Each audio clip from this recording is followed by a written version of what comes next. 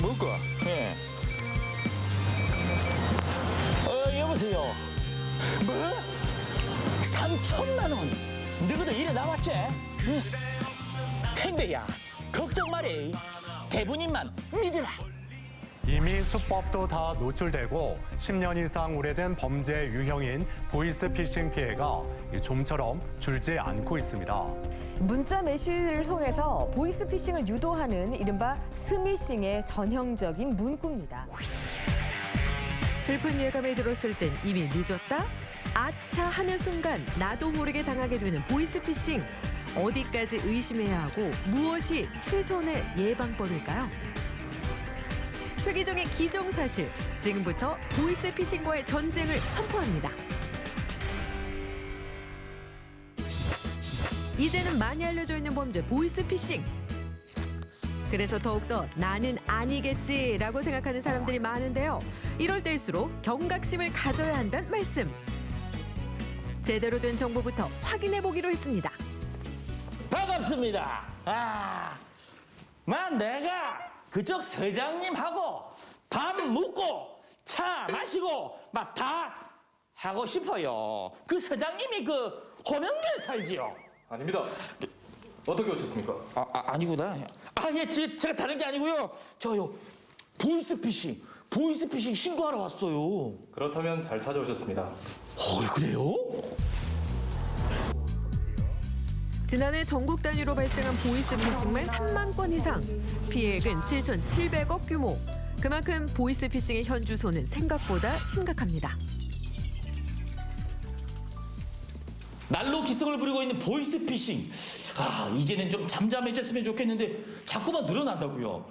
우리 지역의 보이스피싱 피해 사례 어느 정도인가요? 경북 지역의 5년간 보이스피싱 범죄 피해 규모를 살펴보면 2017년 1,398건이 발생한 뒤로 2019년 2,097건으로 꾸준히 늘었습니다. 그러나 2020년은 코로나19 등의 영향으로 1,372건으로 하락하였고 지난 2021년은 1,381건이 발생하였습니다. 반면 보이스피싱 피해액은 해를 거듭할수록 늘어나고 있습니다.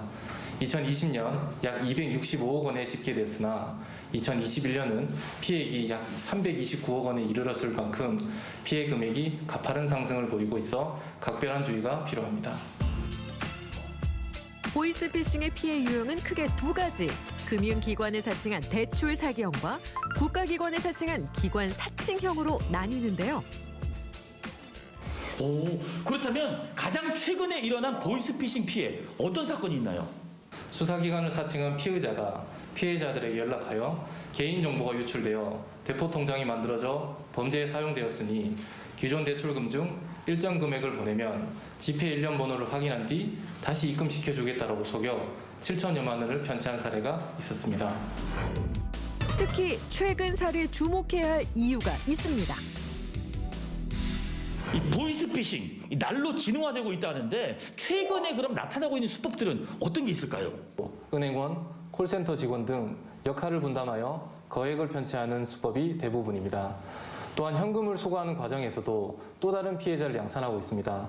이처럼 현금 전달만 해주는 아르바이트는 정상적인 아르바이트가 아님을 반드시 의심해야 합니다. 이들의 정체는 무엇인지, 범죄가 아닌지 등 찜찜한 기분이 조금이라도 들면 즉시 심부름을 중단하고 경찰에 신고해야 합니다.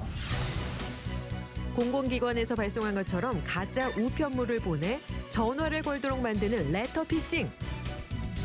일부러 개인 번호를 노출한 뒤 잘못 배달된 물건인 것처럼 꾸민 택배 피싱 사례도 있으니 주의해야겠죠? 그렇다면 상황별로 보이스피싱 예방하는 방법 살펴볼까요? 여보세요? 고객님, 저금리로 고액 대출 이벤트 당첨되셨거든요.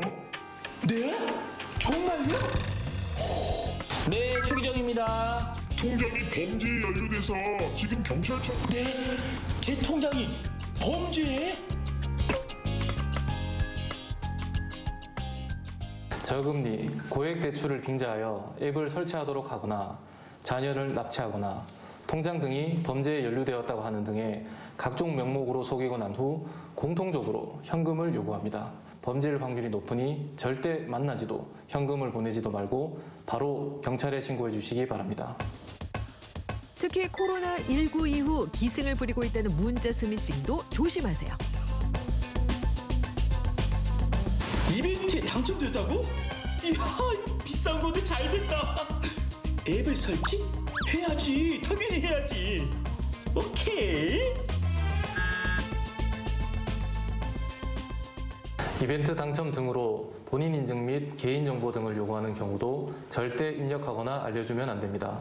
그리고 악성앱 탐지 앱인 시티즌 코난으로 악성 코드 유무를 점검하고 혹시 악성앱 설치 등 감염이 의심되는 경우에는 한국인터넷진흥원이나 경찰에 신고해 주시면 감사하겠습니다. 또한 경찰청 홈페이지에선 실제 사기범의 전화 목소리로 모의 체험도 진행하고 있으니 예방을 위해 미리 체험해보는 것도 도움이 되겠죠? 자, 이어서 찾은 곳은 인근의 한 금융기관. 은행 왔다 형배야. 걱정하지 마라 걱정. 그래 3천만 원. 너 바로 보낼게. 그래 3천만 원. 잠시 근무님 있습니다. 예? 그만요. 저는 잘못한 게 없는 사람이에요. 보이스 피싱으로 오시면 됩니다. 바로 신고하시죠. 보이스피싱이요? 어? 보이스피싱? 아니, 그렇게 말하는 그쪽은 누굽니까? 제가 바로 보이스 피싱을 막는 금융보안관입니다. 어디선가 보이스피싱이 의심되는 순간 지체 없이 나타나는 그 이름 보이스피싱 보안관. 아니, 도대체 이 은행 안에 있는 보안관. 이 보안관은 어떤 보안관인가요? 고객님들의 소중한 금융자산을 지킨 우수 직원으로 칭찬과 격려와 함께 매월 금융보안관을 선정하고 피해 예방 사례는 전 영업점에 공유하여 추가 피해가 발생치 않도록 노력하고 있습니다. 지난해 이곳 은행의 경우 피해를 막은 건수만 한 달 평균 25건 정도. 송금 직전에 보이스피싱을 막은 일이 종종 보고되곤 했는데요. 최근에도 다급하게 은행 창구를 찾은 한 시민이 카드 대출 상환을 하겠다며 거액을 인출하길 원했고 단번에 이를 의심한 직원이 금융보안관 정신을 발휘해 피해를 막을 수 있었다고 합니다. 오, 맞으시죠? 그분 보이스피싱 피해를 막을 그분 맞죠? 네, 오, 대단한 직원입니다. 아니, 그때 그 상황이 도대체 어땠나요? 워낙 고액건이라 고객님 핸드폰을 확인해 보니까 카드사에서 온 문자가 010으로 와 있었어요. 그래서 저희가 너무 의심이 돼서 고객님 핸드폰은 벌써 사기 앱이 깔려 있을 수 있어서 제 핸드폰으로 카드사에 연락해 보니 상환하셔야 되는 상황이 전혀 없었고 카드사가 아닌 은행 정부 특례보증을 사칭한 스미싱 사기라는 것을 알게 되었습니다. 대단합니다. 정말 대단히 훌륭한 직원입니다. 이게 어디 계십니까 도대체? 파평윤 씨입니다. 박병윤 씨, 대단해. 우리는 다 함께 대한민국 국민 아닙니까? 그래도 아직 부족하다면 이런 것도 있습니다. 보이스피싱 피해자도 엄연한 소비자. 경상북도에선 금융피해 예방을 위해 연령, 계층별 맞춤 교육을 실시하고 있다는 사실. 어르신같이 좀 스마트폰에 활용해서 좀 아무래도 취약한 분들은 저희가 직접 찾아가서 교육하는 방식을 우리가 채택을 하고 있고요. 그리고 언어 부분에서 좀 다소 취약한 우리 다문화 가족분들은 다문화 가족 강사를 양성해서 다문화 가족분들을 대상으로 우리가 교육을 실시하는 방식을 저희가 선택하고 있습니다. 그래서 이런 보이스피싱에 대한 신종 수법들이 나날이 증가하지만 그런 또 증가하는 수법들을 잘 정리해서 사례화해서 그것을 알림으로써 저희가 사전 예방에 중점을 두고 있다는 말씀을 드립니다.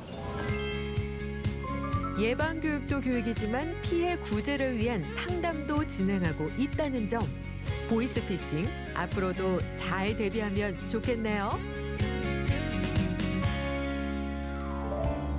방심하는 순간 내일이 될지 모를 보이스피싱. 피해 신고는 국번 없이 112나 118 또는 1332번이 열려 있으니 참고하세요. 보이스피싱 잘 알고 있어도 당할 수 있습니다. 현금 안 내요. 무조건 의심. 꼭 기억하세요.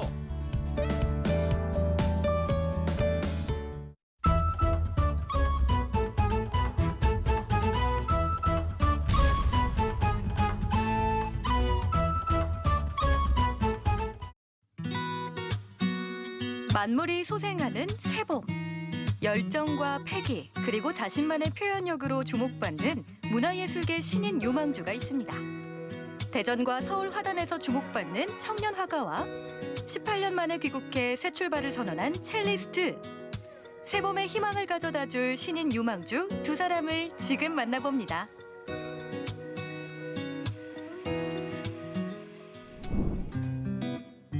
이곳은 봄 기운이 조금씩 느껴지는 대전 시립미술관인데요. 새봄엔 이곳에서 어떤 전시와 공연이 마련될까 기대하며 따사로운 봄 햇살을 쬐었습니다. 여러분, 어느새 봄이 성큼 다가왔는데요. 이렇게 새봄을 맞아서 에너지와 희망을 얻고 싶다면 음악회나 전시회를 가보는 건 어떨까요? 독창적인 표현력과 상상력으로 관객을 불러 모으는 유망주를 만나보려고 합니다. 지금 함께 가보시죠. 대전 시립미술관에서 매년 수집해온 작품을 관람객에게 공개하는 신소장품전. 회화와 조각, 공예와 뉴미디어까지 지난해 수집한 다양한 장르의 작품들이 전시 중입니다. 소장품전은 미술관의 특징을 보여주는 중요한 전시이자 자연스럽게 동시대의 현대미술을 읽을 수 있는 단서가 되기도 하는데요. 대전의 중견 작가부터 청년 작가들의 작품까지 만날 수 있습니다. 굉장히 멋진 작품들이 많은데요. 이 중에서 청년 작가들의 작품들을 볼 수 있다면서요? 네, 맞습니다. 지금 총 15점의 작품 중에 3점이 청년 작가들의 작품인데요. 저희 미술관에서는 매년 넥스트 코드라는 청년 작가 지원 전시를 하고 있습니다. 특히 그 3명의 작가들 모두가 넥스트 코드 출신으로 현장에서 아주 열심히 활동하고 있는 작가들입니다. 여러 회화 작품 가운데 하얀 텐트 2개가 그려진 이 작품. 어쩐지 호기심을 불러일으킵니다. 이 작품은 텐트가 등장하는데요. 텐트가 일반 캠핑 텐트 같지는 않고 영화에서 보던 군용 텐트 같은데? 이게 어떤 의미를 담은 작품일까요? 네, 텐트가 맞습니다. 작가님이세요? 네, 그렇습니다. 안녕하세요. 벌써 7번의 개인전을 연 청년 작가 이재석. 대전과 서울에서 왕성하게 활동 중이죠. 서울과 대전, 화단에서 많은 분들이 주목하고 계세요. 작가님은 어떻게 좀 느끼시나요? 사실 주목이라고 하기에는 좀 부끄럽고요. 또 지금 제가 작가로 생활함에 있어서 좀 되게 시작하는 부분이라고 생각을 하고 좋은 전시들이 운이 좋게도 이렇게 연계가 돼서 그래서 지금까지 좀 감사한 마음으로 더 열심히 작업을 이어나가고 있습니다. 이 작품을 보는 분들이 어떤 걸 좀 느끼고 가셨으면 좋겠다고 생각하세요? 작가의 제작 의도랑은 상관없이 이 화면을 구성하는 방식이라던가 또 중첩돼서 나오는 그런 색감 또 구조적으로 표현된 이미지들 그런 것들을 보시면서 좀 조형적인 아름다움을 느끼셨으면 좋겠습니다. 그 옆으로 쓰러져 있는 하얀 동물을 표현한 작품이 보이는데요. 주인공은 또 한 명의 청년 작가 박종욱 화가입니다. 두 사람은 같은 길을 걷고 있는 동료로서 자신만의 이야기를 화폭에 풀어놓으며 좋은 자극이 되고 있죠. 박종욱 작가의 그림은 강렬하면서도 과감한 색채와 터치가 시선을 사로잡습니다. 이번에 신소장품 전에 전시된 두 분의 작품을 보면서 서로 어떻게 보고 느끼셨는지 궁금하거든요. 일단 화면을 이렇게 구성하는 그 방식이 되게 가감하시고 또 재료를 선택하시는 것도 되게 한계가 없다고 보일 정도로 또 여러 가지 물성을 실험을 하시면서 좀 자유로운 그런 작업을 하시기 때문에 동시대에서 같이 활동하는 작가로서 좀 많이 본받을 점이 있는 것 같습니다. 이번 이재석 작가의 작품을 보면 일단 화면에서 보는 그 작품 색감으로부터 시작을 해서 반복적인 레이어가 제일 마음에 들고요. 대전에서 왕성하게 활동하고 있는 작가로서 저 또한 작품을 만들 때 같은 좀 원동력이 되는 것 같습니다. 직장인이 매일 일터에서 자신의 일을 하듯 이곳은 이재석 작가가 늘 새로운 꿈을 꾸는 공간입니다. 오늘도 하얀 캔버스 위에 그가 떠올린 이미지를 담아내기 위해 집중하고 있는데요. 작가님께 그림은 어떤 의미예요? 저한테 그림은 그냥 일 같아요. 근데 좀 제가 싫어하는 일이 아니라 좀 제가 좋아서 하는 일 같은 느낌이고, 다른 사람들이 다 규칙적으로 이제 직장에 다니면서 일을 하듯이 그런 면에서 좀 일처럼 생각을 하고 있는 것 같아요. 이재석 작가의 캔버스에는 상반되는 물체가 동시에 등장합니다. 군대를 다녀온 뒤 자유와 통제, 신체와 기계 등의 이미지가 가져오는 충돌에 대해 고민했고, 작품을 통해 두 가지 이미지가 충돌하는 모습을 표현하고 싶었다는데요. 앞으로 작가님의 작품 활동은 어떤 방향으로 하고 싶으세요? 무엇을 경험하고 또 어떤 사건을 어떻게 보느냐에 따라서 제 작업의 방향이 좀 다양한 쪽으로 확장이 될 수 있을 것 같아요. 이번엔 대전의 음악계에 등장한 신인 유망주를 만나볼까요? 매년 3월이면 성악과 기악을 전공한 청년 음악가들의 신선하고 열정적인 무대가 마련됩니다. 올해의 주인공은 누구일지 기대가 되는데요. 대전의 한 공연장에서 신인 음악회 출연을 앞둔 젊은 음악가를 만나기로 했습니다. 묵직하면서도 부드러운 첼로 연주가 저를 맞아주었는데요. 벌써 기대 만발입니다. 따뜻하면서도 풍성한 첼로의 매력을 보여줄 첼리스트 장예은. 러시아와 독일에서 유학한 뒤 세계 유명 공연장에서 데뷔 연주까지 마친 연주자입니다. 와, 정말 멋진 연주였습니다. 이 첼로 소리가 마음속 깊은 곳에 울림과 감동을 주네요. 이번에 장예은 첼리스트가 신인 음악회에서 연주하신다면서요? 네, 제가 오랫동안 유학 생활을 하고 18년 만에 한 6개월 전에 한국에 돌아왔는데요. 지난 1월에 저의 첫 리사이트를 가졌고 오는 3월에 신인음악회로 관객들을 만날 예정입니다. 아니, 18년 만에 귀국을 하셨다고 하셨는데 어떤 경험을 하고 오신 건가요? 제가 12살 때 처음 러시아로 유학을 갔고요. 러시아에서 공부하다 또 독일에서 오랫동안 공부하다가 작년에 돌아왔습니다. 어렸을 때부터 음악에 재능이 있었던 장예은 씨는 전문적인 음악 공부를 하기 위해 12살 때 러시아로 유학을 떠났습니다. 낯선 타국에서도 그녀는 늘 1등을 도맡아 했고 최우수 졸업의 영예까지 안았다고 합니다. 타국에서 어린 나이에 낯설고 외롭고 좀 힘들기도 하셨을 것 같은데 그 시간들이 좀 어떤 의미이셨나요? 어려웠던 시간들도 분명 있었지만 음악 강국이라는 러시아와 독일에서 오랫동안 공부하면서 정말 값진 배움과 소중한 경험들을 많이 했기 때문에 또 그 시간들이 저의 음악에 녹아있다고 생각하거든요. 그래서 참 행운이라고 생각합니다. 콩쿨에서 1위를 하면 유명 공연장에서 데뷔 연주를 할 수 있는 기회를 얻게 되는데요. 뉴욕과 오스트리아의 국제 콩쿨에서 우승한 뒤 카네기 홀과 모차르테움 홀에서 데뷔 연주를 했습니다. 그 순간이 지금도 생생하답니다. 지난해 유학을 마치고 귀국, 1월에는 처음으로 개인 리사이트를 열었는데요. 풍성하면서도 부드러운 첼로 연주가 호응을 받았죠. 장예은 첼리스트와는 어린 시절부터 함께 호흡을 맞춰온 사이였는데요. 섬세하면서도 따뜻하고 그리고 깊이 있는 음악성을 가진 장예은 연주자의 앞으로의 연주 활동에 대한 기대가 큽니다. 아름다운 음악 속에 어떤 메시지나 좀 표현하고 싶은 것들이 어떤 거세요? 훌륭한 테크닉을 가지고 정말 크고 빠르게 잘 연주하는 연주자들은 정말 많습니다. 하지만 음악인으로서 정말 그 사람들의 마음을 파고들어 깊은 울림을 주는 연주자가 꼭 필요하고 또 음악의 존재의 이유라고 생각하는데요. 저도 항상 관객들의 마음을 감동을 주고 또 위로를 주는, 울림을 주는 연주자가 되고 싶습니다. 장예은 첼리스트의 첼로 독주곡 잠깐 감상해 볼까요?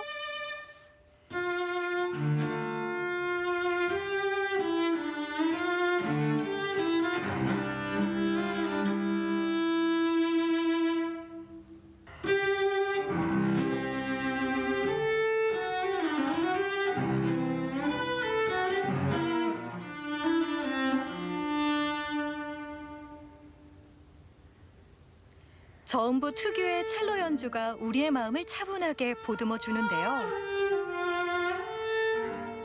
음악 영재에서 성인 연주자로 성장한 장예은 첼리스트는 자신만의 감성으로 이 무대를 꽉 채울 겁니다.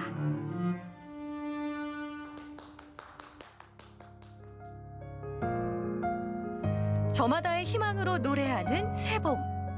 대전의 문화예술계에 등장한 새 얼굴들이 있어 올봄이 더 기대되는데요. 미술관에서, 공연장에서 모두 자신만의 이야기로 관객들과 호흡하길 소망하고 있습니다. 새로운 에너지를 선물해줄 그들의 활약 기대해주세요.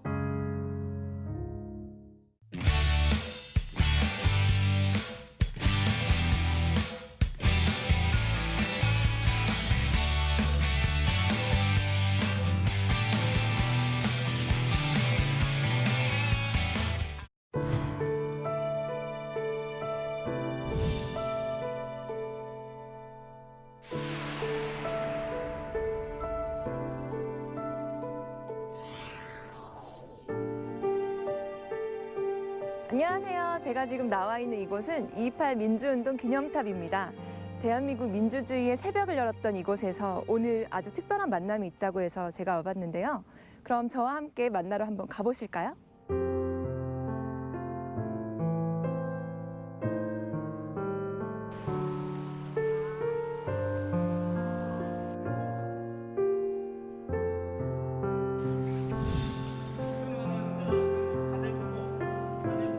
마음이 좀 웅장하다 이런 생각도 좀 들었지만 과연 저였다면 이걸 참여할 수 있었을까 이런 생각이 들면서 정말 존경하는 마음이 듭니다. 그런데 남녀 학생들이 민주의 횃불을 들고 있는 그런 장면이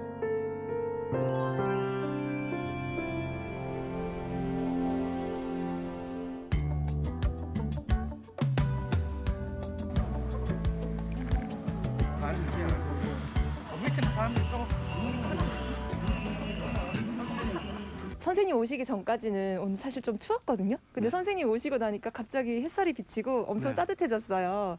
선생님 얼굴에도 뭔가 봄처럼 이렇게 화사하죠. 네, 화사하신데 혹시 오늘 어떤 날인가요? 예, 오늘 그 2.28을 앞두고 오늘 이제 광주의 선생님들이 오늘 대구 2.28을 답사하기 위해서 오시고, 그래서 우리가 2.28을 잘 알고 공부를 하신 뒤에 이걸 아마 이제 그 광주의 학생들에게 대구의 역사를, 특히 2.28을 가르치기 위한 어떤 준비 과정이라고 보시면 되죠. 작년에 이어서 올해도 이렇게 만난다고 생각하니까 설레고, 뭐랄까요, 2.28에 대해서 조금 더 이제 광주에 계신 선생님하고 시민들에게 알릴 수 있는 기회가 된다는 거, 그러면서 민주화의 어쨌든 시작이 여기였다라는 자긍심을 알릴 수 있다는 그런 기대를 갖고 있습니다. 아유, 먼 길 오셨습니다. 야, 진짜.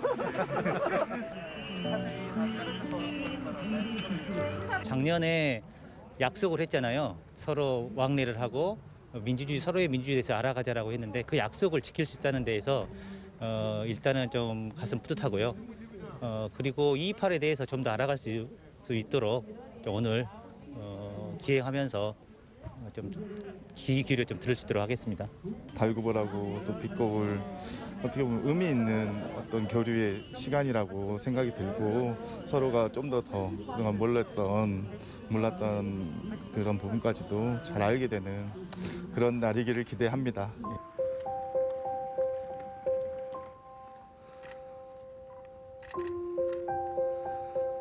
일동 중령.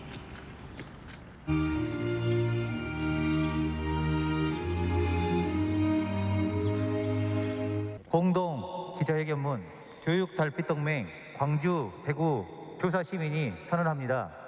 2.28과 5.18의 저항정신을 계승하고 실천하겠습니다.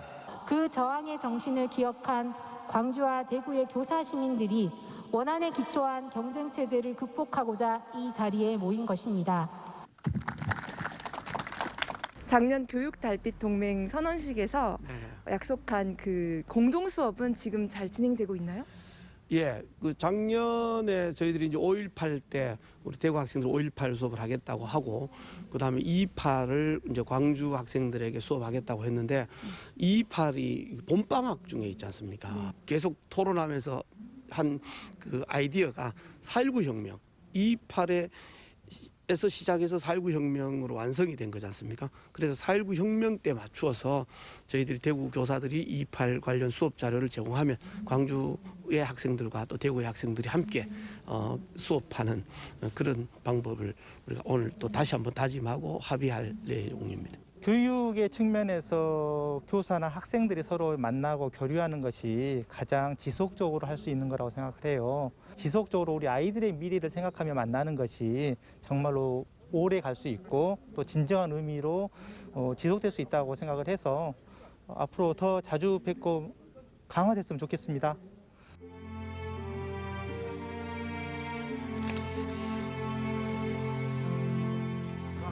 요 사진이 2판에 가장 상징적이에요.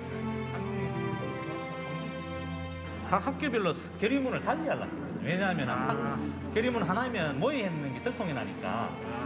그러니까 결의문을 각각 학교에서 쓰려고 했는데 대고등학교에서 경북고등학교 저 두루마리 결의문 흉내내다가 밤에 아버지한테 들키가지고 쓰는 학생이 아궁이로 바로 들어갔어요.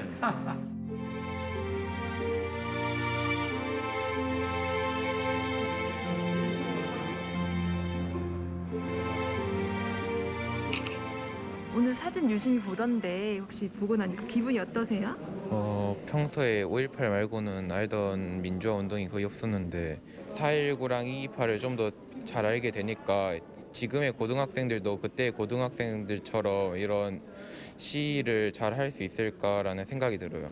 굉장히 뭉클했어요. 그리고 제가 학교에 가서 우리 아이들을 대할 때도 그런 민주적이고 시민 정신을 갖고 있는 학생으로 키울 수 있어야 된다. 좀 그런 면에서 좀 많이 반성도 하고 좀 각오를 다지게 되네요. 네. 그 영상은 이게 아까 바늘땅에 친절을 하기 위해서 계획은 세웠는데 학교마다 이제 어느 학교마다 이제 바늘땅을 펼쳐서 그래서 1시에 상당히 고학생이 있었다고 싶지 않을 정도. 오늘 사진전이랑 기념관까지 둘러보셨는데요. 2.28이랑 5.18이 좀 닮은 부분이 있는 것 같아요. 어떻게 생각하세요? 네, 저도 오늘 사진전 보면서 많이 느꼈는데 특히 불의에 저항했다는 그런 모습들 그리고 학생들이 중요한 역할을 했다는 측면에서 많이 닮아 있다고 생각했습니다. 선생님 혹시 대구에 5.18 버스가 있는 거 알고 계셨나요? 네, 그럼요. 광주에는 2.28 버스도 있어요. 네, 그것도 알고 계셨죠? 광주광역시랑 대구광역시가 서로 이제 달빛 동맹을 맺으면서 서로의 그런 지역의 역사적인 사건을 기억하기 위해서 그 상징적인 날짜 숫자에 맞춰진 버스를 만든 걸로 알고 있습니다.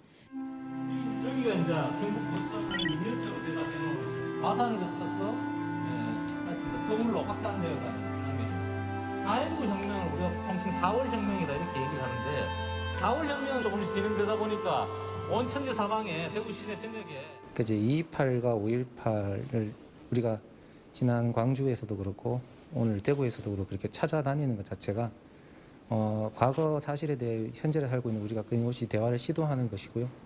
그리고 이제 그 정신들을 이제 찾아서 계속 이어나가는 것 이게 그 대화를 마무리 짓는 것이 아닌가 이렇게 생각합니다. 보면은 보이는 게 소나다. 대구가 어떻게 보면 일본의 어떤 중식 건물입니다. 관찰사가 일단은 아주 환대해 주셔서 정말로 좋았고요. 그리고 2.28에 대해서 여기저기에서 실제로 발로 걸어다니면서 배울 수 있어서 정말 뜻깊었습니다. 그리고 대신에 광주 가서 우리 아이들에게 5.18 말고도 2.28을 잘 전달을 할 수 있는 방법에 대해서 고민해야 된다라고 하는 숙제를 안고 돌아가게 됐습니다. 함께 이렇게 2.28과 5.18 말로만 아니라 실제로 교류하면서 우리가 이렇게 불의한간 민주정신을 함께 나누고 그 같은 뜻을 가진 사람들이 함께 한다는 그 마음가짐을 다시금 느낄 수 있어서 정말 기쁜 마음으로 오늘 하루를 보냈던 것 같습니다. 대구 경북과 광주는 하나다!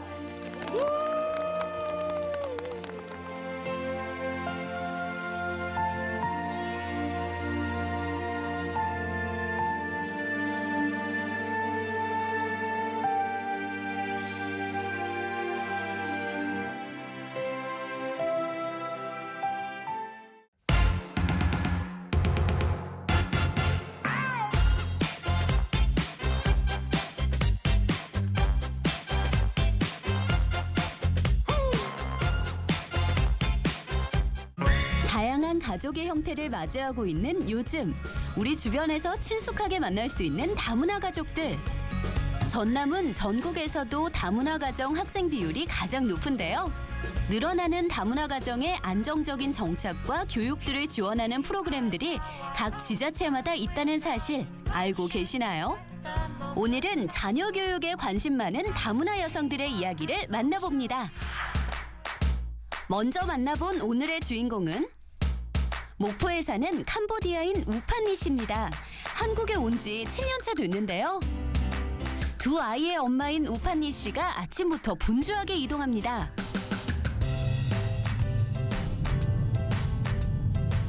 저 어디 가시는 거죠?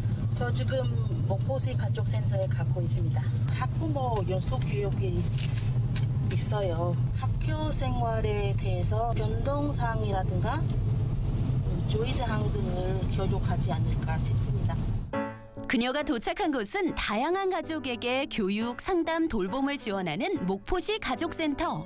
이곳에 특별한 수업을 들으러 왔습니다. 우판니 씨, 이곳이 꽤나 익숙해 보이는데요. 안녕하세요. 인사도 나누면서 활기차게 사무실에 들어섭니다. 은주 씨 자리군요. 네, 저 원래 여기 직원입니다. 그 이주 여성을 대상으로 센터에 있는 한국어 교육을 담당자입니다. 결혼 이민자와 중도 입국 자녀들에게 한국어를 가르치고 있는 우판니 씨. 다양한 가족의 행복한 삶을 지원하는 목포시 가족센터. 여러 가지 사업 중 다문화 가정의 정착을 위한 자립 지원 사업도 빼놓을 수 없습니다. 지역 사회 안에서 지역장을 활용한 그 지역 주민들, 가족들을 위해서 그 특성에 맞춰서 다양한 서비스를 제공하고 있습니다. 학부모 교육과 또 양성평등 교육, 한국어 교육, 또 자녀 지원 교육이라든지 성장 지원 교육이라든지 취업 지원 아니면 다양한 서비스를 제공한다고 보시면 되겠습니다. 연 2회 실시되는 교육인데 목포시 가족센터라든지 전남 국제교육교육이라든지 교육지원청에서 함께해서 이분들에게 가정에서 어떻게 지도를 할 수 있는지 그런 것들을 저희가 함께 이렇게 커리큘럼을 짜서 교육하고 있습니다. 우판니 씨는 자신도 도움을 받은 것처럼 한국에서의 적응이 필요한 다문화 가족을 돕기 위해 이곳의 일원으로 활동하고 있는데요. 평소 활발한 성격인 그녀는 센터와 다문화 가정의 중간다리 역할을 톡톡하게 하고 있습니다. 한국어 소통 능력을 위한 톡집반을 관리 운영하고 있으세요. 결혼 이민자와 센터 간의 화합을 되게 잘 해내고 계셔요. 오늘 목포 가족센터에서는 초등학교 입학 예정인 자녀를 둔 다문화 가족을 위해 예비 학부모 특강이 열렸는데요. 다문화 가정 학부모들을 위해 학교 생활 전반에 대한 내용뿐 아니라 자녀 교육에 대해서도 알아보는 등 전라남도 교육청, 전라남도 국제교육원, 22개 교육지원청, 그리고 다문화 가족센터가 합심해 만든 프로그램이랍니다. 학교 생활에 잘 적응할 수 있는지, 친구를 잘 사귀어서 잘 지낼 수 있는지 많이 걱정합니다. 코로나 시기이다 보니까 서로를 쉽게 만나거나 대면 교육을 받기가 힘든 상황이거든요. 그 학교 생활에 대해서 학교의 변동 상황이라든가 주의사항 등을 알 수 있는 교육 필요하다는 생각이 들어요. 초등 학부모가 되기 위한 첫걸음. 엄마도 학부모는 처음인지라 하나부터 10까지 궁금한 거 투성인데요. 그 걱정과 고민 한 방에 날려버리시라고 학부모의 마음을 너무나도 잘 아는 현직 초등학교 교감 선생님이 오늘의 강사로 나섰습니다. 특히 학교 생활에 대한 질의응답 시간을 마련해 높은 호응을 얻었습니다. 학교 생활에 대한 막연한 궁금증이 해소돼서인지 이제야 마음이 놓이는 국화 씨. 비로소 한박 웃음을 터뜨립니다.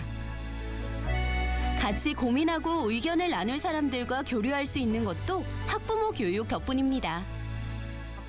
학부모의 역할 모르는 분들도 많이 계시지만은 그 학교에 들어가면 학부모들이 해야 되는 일이랑 생각을 같이 되는 기회가 된다고 생각합니다. 선생님만 아니고 부모들도 같이 노력해야만 아이가 참 바른 길로 갈 수 있을 것 같다는 걸 다시 느끼게 됐어요. 목포 가족센터에서도 학부모 교육이 한창인데요.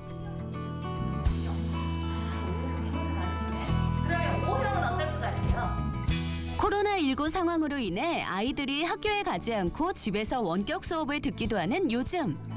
학부모들에게 낯설게만 느껴지는 원격 수업 프로그램. 그래서 오늘 수업에서는 원격 수업을 위한 실습도 이루어집니다. 이래아님, 네. 자, 우파님, 네. 아이의 더 나은 학교 생활을 위해 엄마가 선행학습을 하고 있습니다. 다문화 가정은 학교에서 어떤 어려움을 겪고 있나요? 담임 선생님과 그런 소통에 문제가 좀 있어서 아이들의 학습에 좀 영향을 많이 주는 경우가 있더라고요. 중도 입국한 아이들 같은 경우는 발음이 문제가 있어서 그 발음 때문에 친구들이 좀 꺼려하는 경우도 많이 있더라고요. 원격 수업으로 인해서 그 부분에 어려워하는 부모들을 위해서 함께 컴퓨터를 만져보고 그리고 미리 학교에서 어떤 공부를 하는지 그리고 교육과정이 어떻게 운영되는지 이러한 부분들을 엄마들하고 미리 살펴볼 수 있어서 그러한 두려움이 단이 되고 또 설레임은 또 배가 돼서 행복한 학교 생활을 할 수 있지 않을까라는 기대감이 있습니다. 아이들 교육에 관한 수업은 이제 끝. 엄마는 잠시 잊고 나를 들여다보는 시간도 필요하겠죠? 라탄공예로 세상에 하나뿐인 나만의 작품을 만들어 봅니다. 작품 삼매경에 빠졌네요. 오늘 학부모 연수 어떠셨어요? 오늘 너무 좋았어요. 제가 집에서 고민하는 거랑 걱정하는 것들을 거의 다 해결된 것 같아요. 초등학교에서 쓰고 있던 앱 줌이라고 하는 거 알게 되었고 앞으로 우리 아이 공부할 때 도움이 되지 않을까 싶어요. 학교 생활할 때 화장실 같은 경우는 제가 그거 한 번도 생각 못한 것을 알게 되었어요. 아이들 좋은 말 그리고 집에서도 뭐 아이들 숙제도 많이 잘 봐줄 것 같아서 생각됩니다. 이런 교육들을 통해서 자존감이 엄마들이 일단 자존감이 좀 생기는 것 같아요. 아이들에게 뭔가 엄마가 해줘야 된다라는 그런 어떤 책임감도 느끼게 되고 아이들을 키우는데 많은 도움이 되는 것 같아요. 이 부분에 있어서. 한국 학부모로서의 첫 발을 뗀 다문화 여성들. 내 아이를 제대로 하는 학부모가 되기 위해 고군분투하는 이들에게 이번 연수는 든든한 지원군이었는데요. 누구보다 멋진 학부모가 될 이들의 앞날을 응원합니다.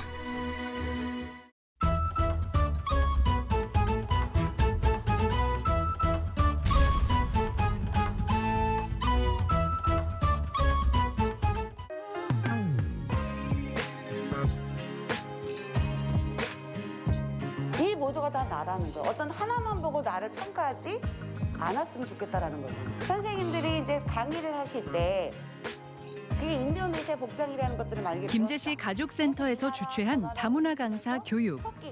눈이 오는 궂은 날씨에도 불구하고 다문화 강사 결혼 이주민들이 공부를 하러 모였습니다. 그러니까요, 제 말은 아는 사람이 어려울 것 같아요. 근데 여기는 지금 아는 사람 아니 학생이야. 학교. 다문화 강사 결혼 이주민들은 그간 활동했던 서로의 경험과 느낌을 자유롭게 주고받으며 의견을 나누기도 합니다. 다문화 수업을 통해서 지역민들의 인식을 개선하고 함께 성장하고자 준비하고 있고요. 일단은 이 보수 교육을 통해서 자국의 이제 문화나 전통을 이제 계승하고자 이 교육을 또 마련하고 있습니다. 자기 나라의 역사, 문화를 한국 학생들에게 알려주는 다문화 강사들은 민간 외교관이라는 자세로 사명감을 갖고 임하고 있습니다. 더구나 일하는 기쁨까지 함께 느낄 수 있어 많은 보람을 느낀다는데요. 중심이 되고 있는 사회다라는 문화. 이런 걸 우리가 수평적이라고 얘기할 수 있어요. 이게 바뀌고 있어요. 그러면서 변화가 앞으로 다문화 사회로 접어든 만큼 다문화에 대한 이해도 중요해졌는데요. 아울러 다문화 강사의 역할도 더욱 커졌다고 할 수 있겠죠. 서로의 차이와 다름을 존중하고 받아들일 수 있을 때 우리 사회도 진정한 다문화 사회에 다가갈 수 있다는 사실을 함께 배우고 있습니다. 네, 안녕하세요. 네, 다문화 강사로 활동하고 계시잖아요. 네네. 네, 다문화 강사가 된 이유가 있으세요? 제가 원래 이제 몽골에서 그 교육대학교를 나와서 이제 선생님 직업을 이제 갖고 했거든요. 네. 근데 한국으로 이제 시집 오다 보니까 이제 선생님으로 활동한 그런 기회가 좀 없었어요. 여기 다문화 센터에서 이런 기회가 주어져서 제가 2013년도부터 이렇게 다문화 강사 활동을 시작하게 됐어요. 네. 그럼 제 다문화 강사로 오래 활동하시고 계신데 느끼시는 보람은 뭐가 있을까요? 아이들하고 이제 같이 있다 보면 뭐 애들을 통해서 저도 이렇게 배워가는 그런 보람도 있고 애들을 뭐 가르치다기보다는 이제 같이 친구처럼 이렇게 친근하게 지내줄 수 있고 또한 저도 이제 한국 아이들하고 지내면서 또 한국 문화도 저도 좀 이렇게 배우고 이렇게 서로 이렇게 뭐라고 하죠 상호작용이라고 하죠. 그런 걸 이제 느끼면서 되게 좋아요. 네. 전 일단 보람은 우리 애들요. 우리 애들도 우리 엄마 필리핀 사람인데 필리핀이 어떤 나라에 있는지 이제 애들도 깊게 이해할 수 있기 때문에 저는 우리 애들의 어떻게 키우는 방법도 시부모한테도 좀 알려줬었어요. 어머니 필리핀에서 이런 문화하고 한국에서 이런 문화이니까 그래서 엄마도 존중하고 저도 그런 거예요. 그래서 집에서도 갈등이 거의 없어요. 지금 다문화 강사가 되기 위해서 수업 듣고 계시잖아요. 네. 이 다문화 강사가 되고 싶은 이유가 있으세요? 대부분은 한국 사람들은 머리로 다문화를 이해하지만 가슴으로는 아직 이해 못하는 경우가 부분이 있습니다.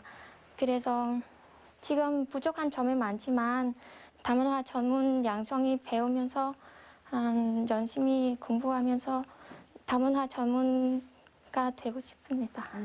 이런 교육을 진행하실 때 좀 중점에 두고 하시는 게 있나요?